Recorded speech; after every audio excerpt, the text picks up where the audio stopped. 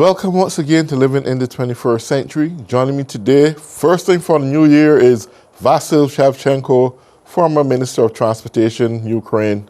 Vasyl, it's a pleasure to have you on. Hello, my friends. Nice to hear you. Nice to see. Likewise. You know, Vasyl, one of the things that recently that crossed my mind is that President Zelensky could be going through some mental torture now. The reason for is that we recognized recently that U.S. becoming more engaged in other external wars. Most recently, it was bombs dropping in Yemen. It seems that Iran indirectly are involved in attacks upon America's warships and so forth, and they're attacking other vessels within the Red Sea. With all this going on with Israel and Hamas, Gaza Strip at war, and do you think that right now America's support is somewhat fading for Zelensky? And if so, how is the balance of the world supporting Ukraine right now? Thank you. To be honest, it's quite a difficult question to answer for some minutes, but I will try to Yes. do. Yes. First of all, I'd say that Ukraine is waging really cruel, full-scale war. It's only war in the world full scale. And we know that it's challenge for Ukraine. We have no choice. We will fight. Will we have support or will not have support? Because for us, it's existential war. And if we lose, we will see the same we saw and world society could see at the occupied territory. And world society must understand that all these questions are on the stake. Big battle between acts of evil, whereas Russia, Iran, North Korea, and they have started waging war just to demonstrate that they are powerful. And nevertheless, you know that first 3 or 4 months, Ukraine was waging war without any support because our partners and our neighbors were watching it, our war, and didn't know who and how fast Russia could win. But it appeared that we are able to deter them and to make them to withdraw their troops from bigger part of Ukraine. And we know that now under Russia's occupation is 17% Ukraine's territory. And we tried to attack and to wage war, and Ukraine forces managed to liberate only 10, sometimes 15% because of tough mining and higher level of funding Russia Federation in this war. And they decided to draft 500,000 people officially, but unofficially, except mercenaries, they drafted more. And now we know that at the Ukraine's territory is about 500,000 Russian soldiers, and they are waging war. For example, today we had missile attack from different type of missiles. We were bombing aeroballistic missiles, ballistic missiles, drones, and cruise missiles, and missiles from aircraft, different. And we managed to intercept only 8, and another were under influence counter offensive measures in electronic sphere. And to be honest, it demonstrates that we are ready to work, and we are ready to do our best to defend our country and to demonstrate that we are together. But maybe a few months ago we faced another problem. First of all, it's our partners from the Poland side and from Slovakia side and Hungary side. Our routes were blocked because of so-called opportunity Ukraine to transport agricultural business goods to these countries.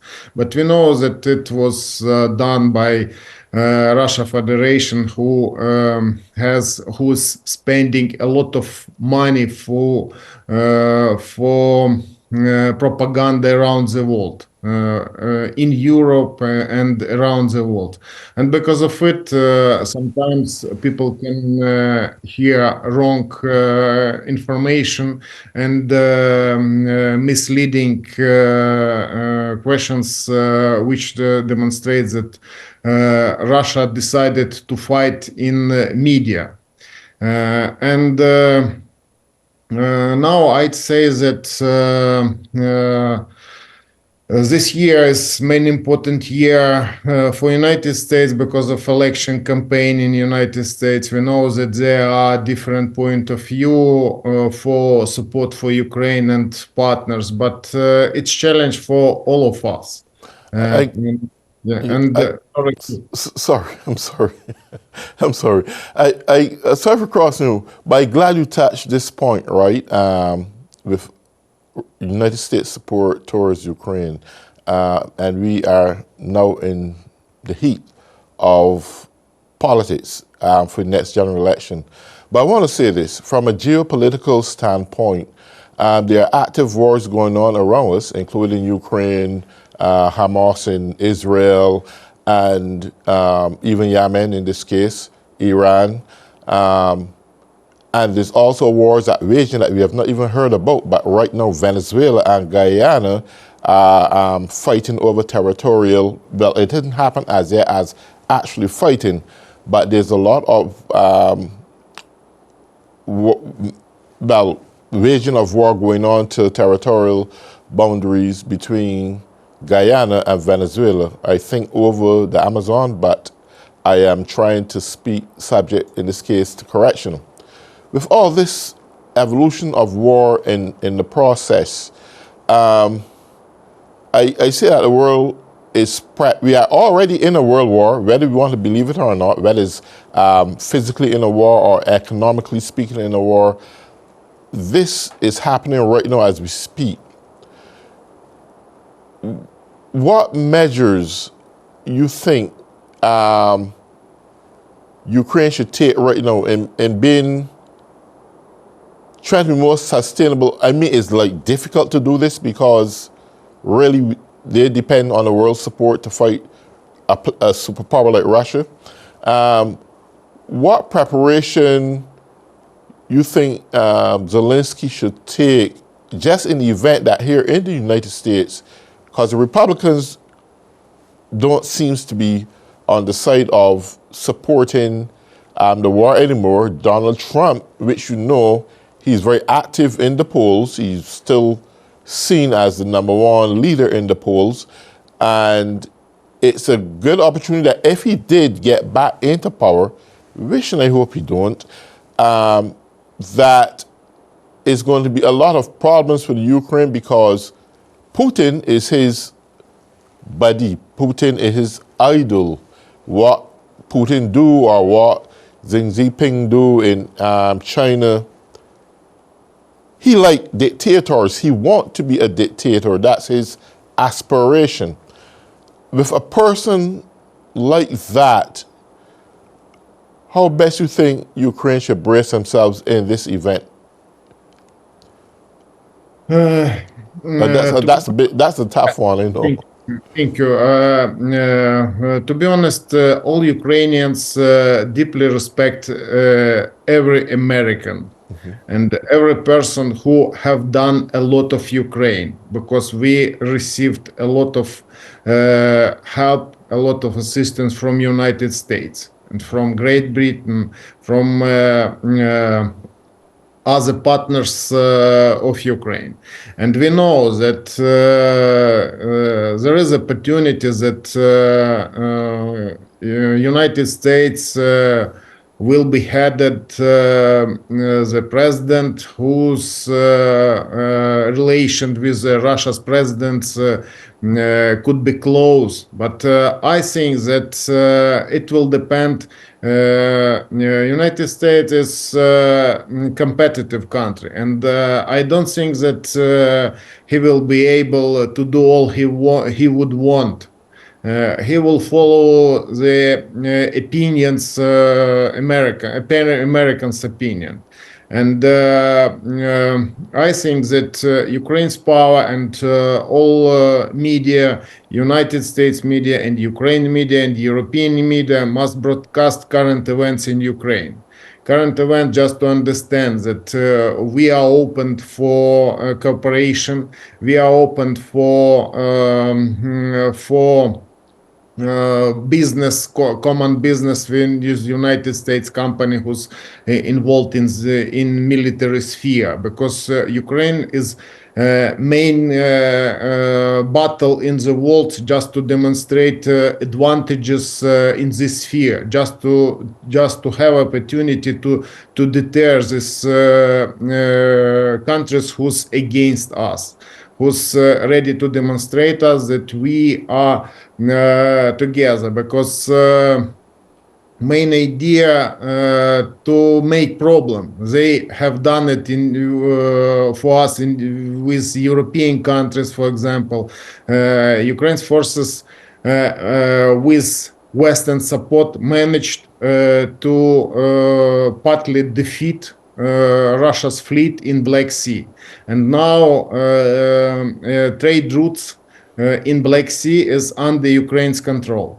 And Ukraine's forces control. And we know that we are working and we are existing because we can have opportunity to communicate, to provide trade turnover, and because of it we exist. And we know that our European partners are ready to support us. For example, Ukraine's president visited 3 Baltic countries, Estonia, Lithuania, Litva. He had meeting with top officials, parliamentarians, who have done a lot, maybe according to their GDP. They have helped us a lot in military sphere, in sphere of communication with European Union partners, in the sphere of social security. And I think that it will depend on behavior our partners in European Union, because Ukraine is going to be European Union partners, and now is changing law to be partner. And the same time, Yesterday, Ukraine's president met with Rishi Sunak, Prime Minister of Great Britain, and they signed agreement according to according to the security cooperation in security sphere. And they have promised us additional weapon for waging war against Russia. And I think European partners will join to it because our European partners are continuing being under threat from Russia Federation. Absolutely. Yes, and to this project, for example, joined Norway. Norway is our partner in Black Sea, together with Great Britain. They are ready to cooperate, and for example. Great Britain government decided to transmit to Ukraine's forces two warships just to operate in Black Sea, but because of prohibition to cross Strait Bosphor, it's in the Mediterranean Sea. And I think it will depend on developed society because we know that Great Seven decision recommended to sign security agreement with Ukraine just to have bilateral effective relations and to support us if it's possible for these countries. It depends on their domestic relations and. Nevertheless, we must understand that against us acts of evil, and I'd like to repeat that it isn't only Russia; it's Iran who's building drones, and they are sending it to eliminate, to kill children in Ukraine, and they are. Trying to make problem in relations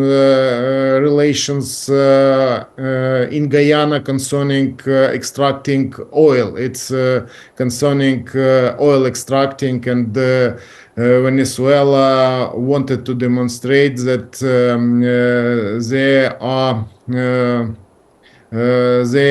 their rights for this question, as far as I know. And all these problems, for example, in Red Sea, connected with tribes who's backed by Iran, and it's they who were attacking trade routes, except Russians. But they made mistake and decided to blow Russia's tankers.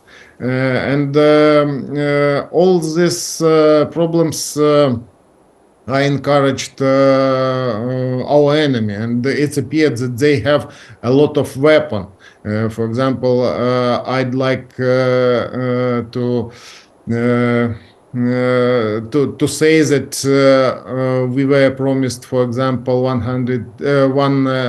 million rounds till the spring, but we have received only more than 300,000. But we know that North Korea promised Russia Federation 1 million, and during a week they provided them 1 million rounds, and they are shelling Ukraine's forces. And the same time, they have strengthened their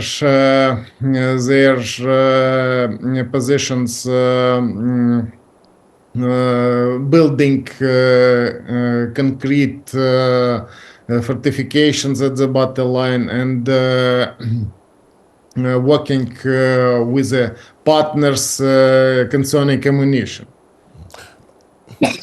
Yes. One thing I want to ask you about is recently, I think it was like yesterday or something like that, that a hospital was bombed, and do you think that was by accident? Because we know that Putin developed a strategy where he is taking out his anger and viciousness on civilians, but to actually bomb a hospital that's worse than just being just a humanitarian crime.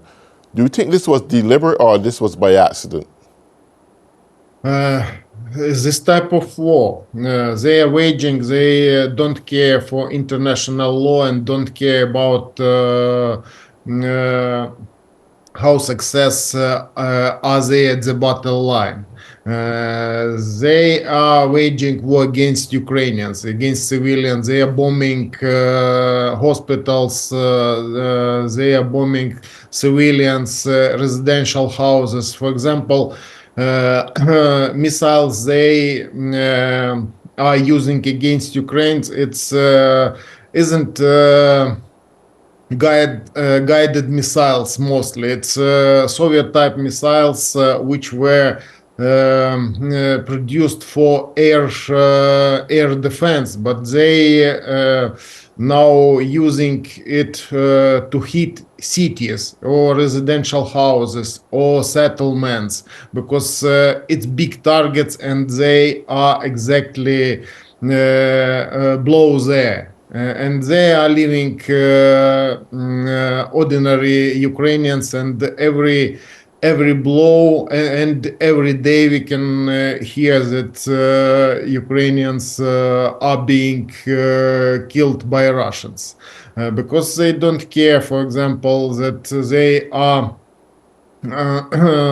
trying to draft Ukrainians from occupied territory to send them to fight against Ukraine's army, to use them cannon fodder against Ukraine's forces. And this type of war has no any limits. There are no any international law for them. And countries which are interested in cooperation with Russia Federation must understand it because it's type of relations. They are the same in different spheres. And now I'd say that countries who's in tough cooperation with Russia Federation must understand it, and they can do it only thanks Western media, which can demonstrate it, because Russia's media and Russians who's living abroad are listening Russia's propaganda. They are finding a lot of money to demonstrate that they are effective and that they are following international law, but it's wrong way. And they lie through this media for Western society just to look better than they are here. And because of it, I think that it's important to demonstrate real events, and it's important to cooperate in media sphere and to demonstrate for all society. Okay. Is there still a large refugee migration out to other nearby countries right now with Ukrainians? What that process is like, because I know when this war first started, they were moving in millions to like Poland and other nearby countries. Is that still a large scale migration right now? To be honest, we had 6 million people who fled from Ukraine since the start of war. And them, according to the border officials, 4 million came back to Ukraine. And now we have a little from 1.5 million to 2 million who's abroad. And now we can see that every month people who's coming back to Ukraine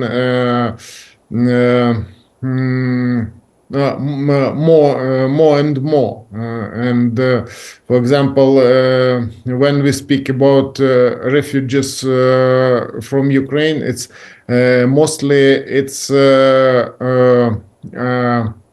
women and children and elderly persons. It isn't man who's able to fight or who's able who can be drafted to military forces.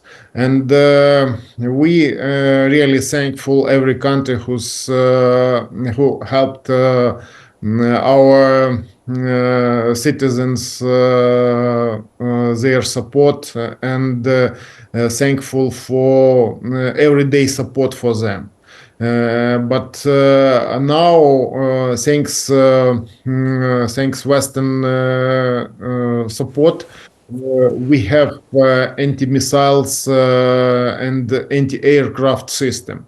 It isn't extremely effective because Russians are using against Ukraine new technology, last technology, hypersonic missiles, so-called aeroballistic missiles, which are being launched from long-range bombers. And it's danger because this system can be intercepted only Patriot system and last generation, Patriot last generation, which allow us to intercept it. Okay. Well, Vasil, this half hour surely flies pretty fast. We come to the